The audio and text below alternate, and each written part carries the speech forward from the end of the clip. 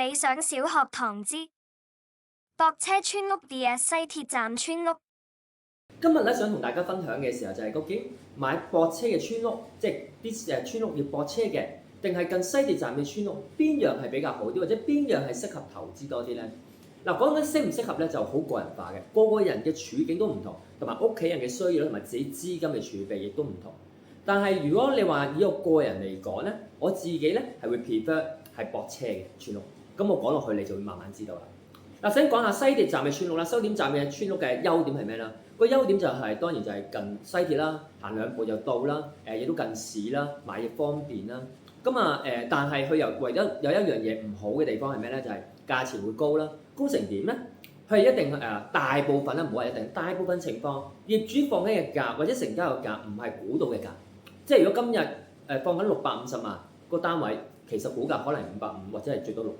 咁但係如果你話真係要買到嘅時候，你600人定唔會賣俾你嘅喎。喺任何嘅時間線裏邊咧，都係佢嘅估價係好多時係到唔到佢嗰個嘅買賣成交價喎。咁間唔中亦都會到嘅。咁呢啲個別啦。咁呢個第一就係嗰個估價唔到。第二嘅時候就係、周圍嘅環境咧係特別壓迫嘅。咁你可以見到元朗站啊、朗屏站啊，喺錦上路嘅村屋咧，佢附近嘅環境相對嚟講喺嗰個區域啊係壓迫啲嘅。如果你話要咁壓迫嘅時候，咁我仲係咪需要住村屋咧？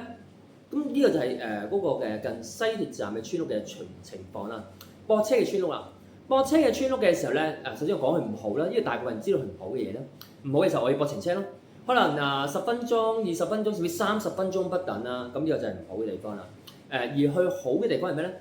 周圍嘅環境咧，通常係開揚啲嘅，樓同樓之間冇咁壓迫嘅。咁當然有啲都會壓迫嘅，樓同樓之間冇咁壓迫嘅。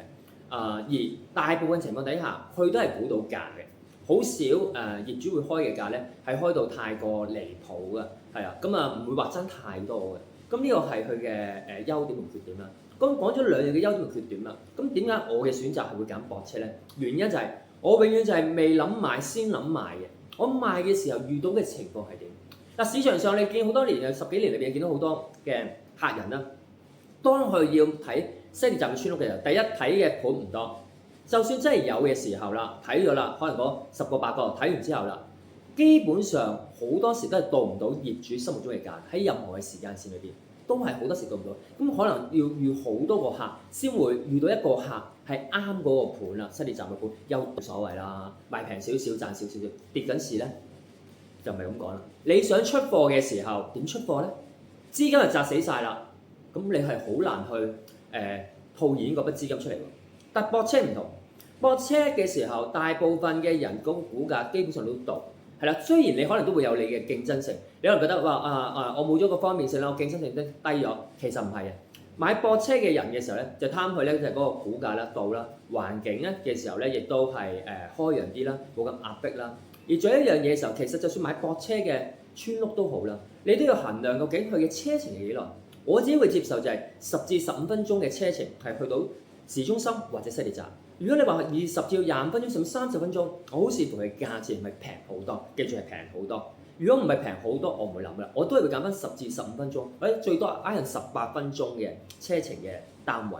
咁呢個就係我點解會選擇駁車嘅村屋嘅原因啦。因為到我要出貨嘅時候，啲人唔需要諗太多，就係關於按揭嘅問題。佢要上會，基本上係上到會，亦都做到嗰份按揭。咁而佢嘅環境亦都冇咁壓迫，因為我本身由九龍搬入嚟元朗嘅。如果我要揾一個嘅方便嘅地方，我唔住九龍，係咪？你近西鐵站嘅村唔係真係平過出邊好多㗎咋，會平啲，但唔係平好多。但駁車嘅村平過出邊多唔多？好多，係好多。咁基於咁嘅原因嘅時候，咁所以我係會選擇駁車村咯。而我呢種嘅普羅大眾嘅諗法，其實喺呢10幾年裏邊，我見到好多，亦都係駁車嘅村屋要出貨係比較快，係啦。而近西鐵站嘅村屋要出貨係比較慢，除非升市，係啦，大升市嘅時候，咁但係都係偏慢嘅，唔會話即係10個睇嘅時候有3、4個還價，但係今段片已經完結，歡迎留低你嘅睇法同問題，記得 Like、Share 同 Follow 我哋下次再見，拜拜。